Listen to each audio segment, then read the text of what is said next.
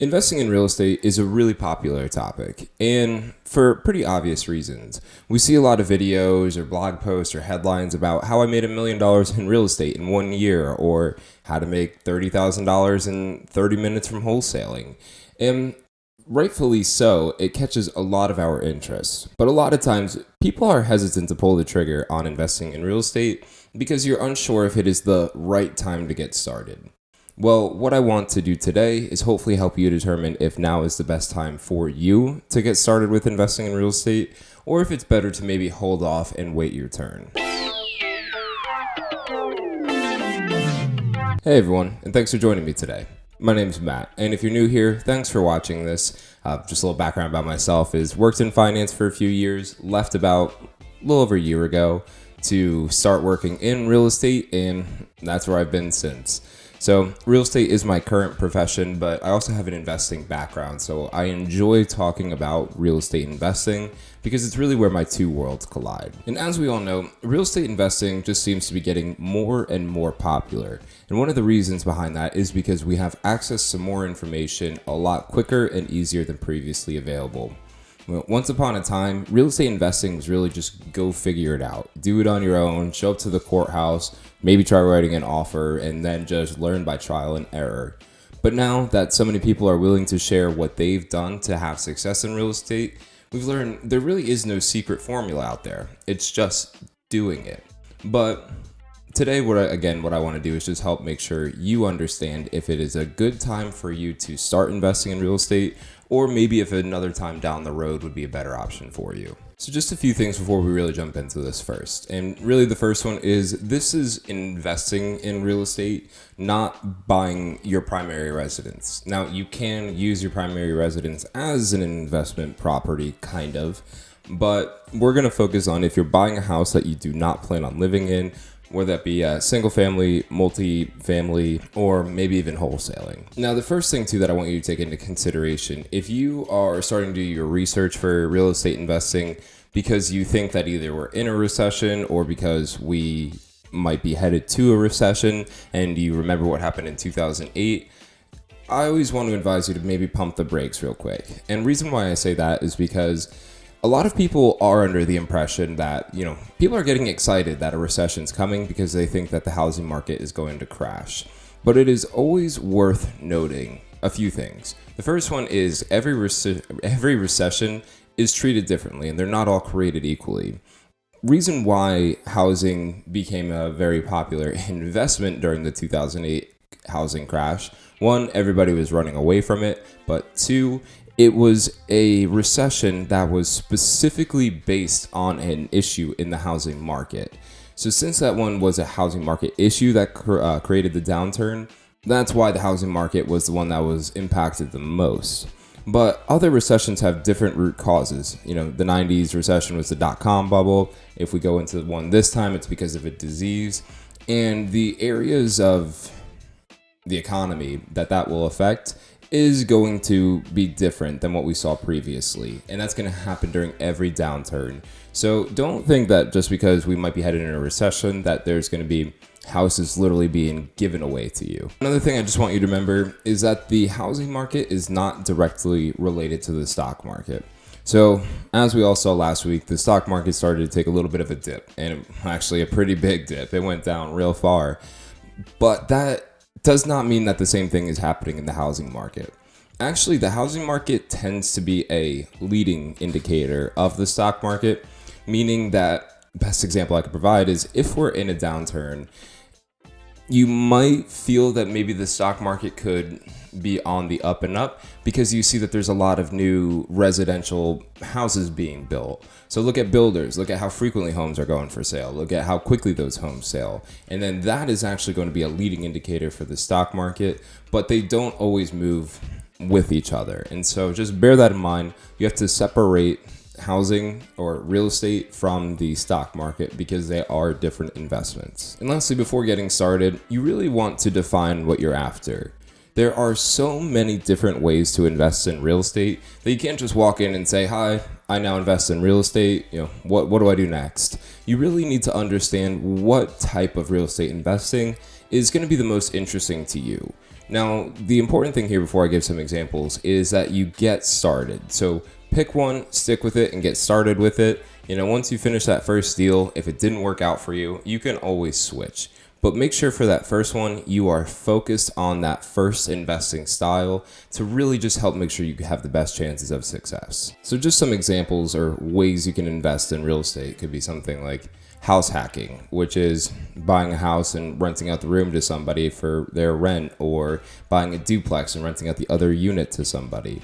You can do BRRRR investing, which is a huge bigger pockets term. You can do the pretty famous, I'm sure you've seen the TV shows, flipping. You can do wholesaling. You can look into Airbnb rentals, or you can use the Airbnb arbitrage platform, and you could even do commercial real estate investing. And then that even goes down a whole nother path of, are you going to do storage facilities? Are you going to invest in boat marinas? Are you going to invest in standalone businesses? Or are you going to look for strip malls?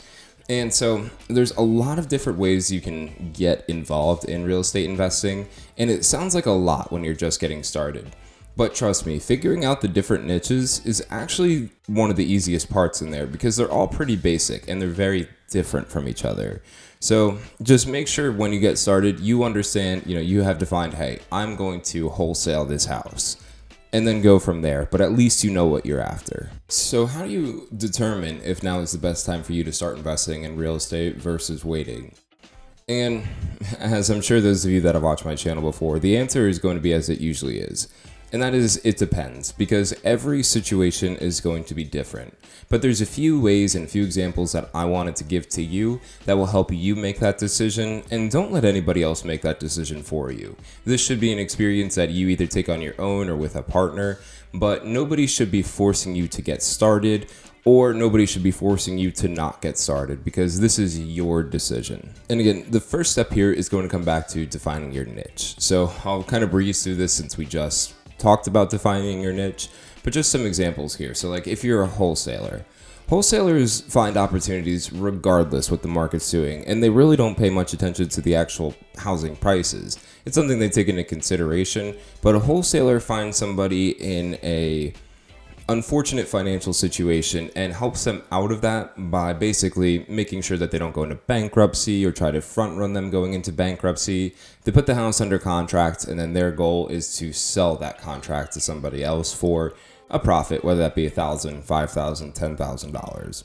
But again, their concern is not necessarily what the market's doing, because they create these opportunities for themselves through activities like driving for dollars. Now, if you're interested in getting into house flipping, odds are you will be a little bit more concerned, or much more concerned, with the future prices of homes in your area or where you're doing your flipping, because that's what your goal is. So flipping, while it takes time, I view it as a short-term investing strategy, similarly to wholesaling, because all you're doing is you buy the house, close on it, you start building it, and then your goal is to sell that as quickly as possible for as much money as possible. So you would want to be cognizant of if the housing prices are going to dramatically increase in the next 6 months to a year, or will they take a huge decrease for whatever reason, not as typical, but for whatever reason, in the next 6 months to a year, because you want to make sure that when you sell, it is at a time that you would get the profit you at least expected, but hopefully, if not, a little bit more than what you expected. And if you're going to be doing a buy and hold strategy, whether that be like BRRRR or just renting out the property, then housing prices is something you will want to take into consideration, because that is going to determine, what kind of house you could buy, the area that you could buy, all of that good stuff. But the beauty of real estate is it is one of those kinds of investments where the longer you hold on to it, the smarter it makes you look. That's something David Green says from Bigger Pockets all the time. I didn't come up with that, but it is true. So if you buy a house and then immediately a recession comes and housing drops, well, at that time, you might think you bought it at the peak of the market. But if your intentions are to hold on to that property and rent it out to somebody for 10 plus years, eventually things will recover. And again, you'll have owned this property, again, what initially was an overpriced property. 10 years from then, though, it's probably going to be, you got a steal on it, and people are going to offer you top dollar for it. So again, a lot of this does have to do with the time frames, but also your method with going about the investing strategy. Now, aside from prices of houses, I do just have a few other things to take into consideration if you want to start investing. The first one is that interest rates are low right now, meaning that you have access to money cheaper. I do anticipate that, maybe not in the near future, but at some point, interest rates will start to go back up again. So if you have the ability to lock in a fixed rate for 15 to 30 years at such a low interest rate, it might be something worth considering, again, already assuming that you are in a comfortable spot financially and have the ability to take on a second or third mortgage. Also, keep in mind, what does your job security look like? Do you feel confident that in the next 6 months to 2 years that you will still have your current job and have the ability to make consistent payments on this new property? Now, yes, in theory, a tenant in place will be helping you pay for your mortgage because that's what their rent will be used for. But there is always the chance that you can have a month or so of vacancy. And if that happens, you just want to make sure that you have enough steady income to cover the mortgage payments on this rental property, as well as either the rent on your current primary residence or the mortgage on your primary residence. And also, do you feel that you are educated and knowledgeable enough with real estate? Now, you will learn a lot once you get started, but you should have the kind of foundations built for understanding real estate before getting started. I know when I was going through real estate school, my teacher used to say all the time that ignorance of the law is not an excuse to break it, or something along those lines. But it is true. You can get into trouble if you do things incorrectly or illegally, so always make sure you're following the law, not getting yourself into trouble or having to pay fines for not following the right codes with constructions and whatnot. So if you feel comfortable that you have that knowledge, then it's also a good time to move on. Again, a lot of this you will learn as you go. So sometimes I hesitate saying make sure you're knowledgeable, because of course you need to be, but that also should not be an excuse for you not getting started. Or don't think you need to be the world's biggest expert on real estate before you get started, because that's just not going to happen. Experience will help you learn. So what are my thoughts? I do personally believe that there is always an opportunity in real estate. You just have to go find it. And sometimes those opportunities will be better than others, depending on what else is going on in the world. But, that's a day in the life of a wholesaler. They go out and they find these deals regardless of what the economy is doing. And really, that's what all big investors do, is they don't care what the market's doing. They're still looking to buy opportunities. So I personally believe that there's always the time, but it just comes down to if you're ready. What I don't want you to do, though, is don't use I'm waiting for the worst case scenario to start investing in real estate. Because a lot of times what happens there is people just wait 3 months, wait another 3 months, so on and so forth. And before they know it, houses are at their all-time high again. And so you get stuck in this phase of I'm just waiting, and end up never taking action. Most important thing is that you do is take action as soon as you can, because just bear in mind, you can't really time the market. So depending on your strategy, you should still be fine, especially if you're holding on to this property for a long time frame. If you still don't feel ready to exactly take that leap, it's a great time to learn and network. And the resources I use for learning, and sorry, my audio cut out earlier, so I'm having to refilm this, so sorry if I already said all of this, but what I use for learning is Bigger Pockets. So Bigger Pockets is a great resource. When I'm driving, I always have their podcasts on. I don't even listen to music in the car anymore. I only listen to real estate and investing podcasts, just because it's a good use of my time to still be able to learn. Also, though, I use their forums because that is a really great place to go ahead and ask a question. I've asked questions before and have actually had people reach out to me and just say, hey, let me give you a call someday and we could talk about this and I can help you get started.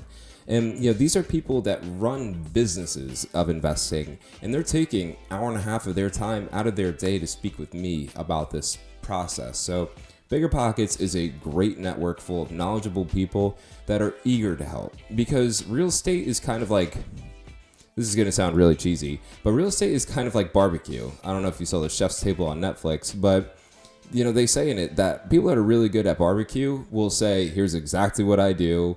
Now go ahead and do it. There's no secret ingredient. It's just the time and patience and actually doing it. And that same thing applies for real estate. People will give you all of their resources that they have, and then they'll say, and now it's your turn. Go ahead and do it. Because it's easier said than done. If it was easy, everybody would do it, but those that commit to it have had success and have been able to completely change their lives for the better through real estate. Aside though from bigger pockets, you can also use resources like your local Real Estate Investors Association, commonly called RIAs. So I'm in Charlotte, North Carolina, so for me it's the Charlotte Real Estate Investors Association, or the Charlotte RIA. There they have networking events, they have like conferences you can attend, or just discussions of people that do different kinds of investing styles, so you can really learn. And that's also a great place to meet like hard money lenders, private money lenders, flippers, cash buyers. Any resource you would need is where a Real Estate Investors Association is where you'll find them. And if neither of those are working for you, also look on Facebook. I'm part of the Charlotte Real Estate Investors Facebook group. And, I haven't done any investing myself personally, but I still learn a ton from that because, in those smaller groups, you hear of these areas that are on the rise, where you should be focusing your attention, what people are doing, what kind of styles are in trend, what paint are they using, all of that good stuff. So the resources are out there. You just have to take the time, turn off Netflix for a little bit, put down your phone for a little bit, and actually just start learning from people, because this stuff can really go a long way for you. But again, don't use education as an excuse for not getting started.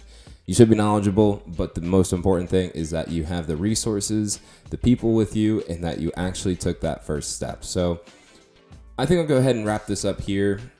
That was my thoughts. At the end of the day, take action and get started. I'm kind of struggling to think here though, so those are my thoughts on if now is a good time to get started in real estate, or hopefully this helps you just understand if you are in a good position. I can't tailor this video to meet everybody's needs because we're all in different situations. So that's why the best I can always do is just give you things to think about and consider to help you make that decision. And hopefully I was able to accomplish that through this video. So if you like this video, I hope that you'll give it a thumbs up. And if you haven't already, I just hope you consider subscribing. We are at 240 subscribers, which is super awesome. Leave a comment below if you have any questions about any of those like subgroups of investing. Also in the description below, I have a link to my real estate website. If you have any interest in buying a house in the Charlotte area, it's a great place to reach out. It's a great way to reach out to me. Also tomorrow, Watch This Wednesday. I usually don't plug my other videos, but right now I am. Make sure you actually watch tomorrow's Watch This Wednesday, because I have kind of an important announcement to make during that one, so stay tuned for that as well. But I'm gonna go ahead and just finish here. So thank you so much for taking the time out of your day to watch this video. You could be anywhere in the world, but you're right here with me, and I really appreciate that. But I will let you go ahead and enjoy the rest of your day, and I will see you tomorrow for Watch This Wednesday. And as I say in Winnie the Pooh, TTFN, ta-ta for now.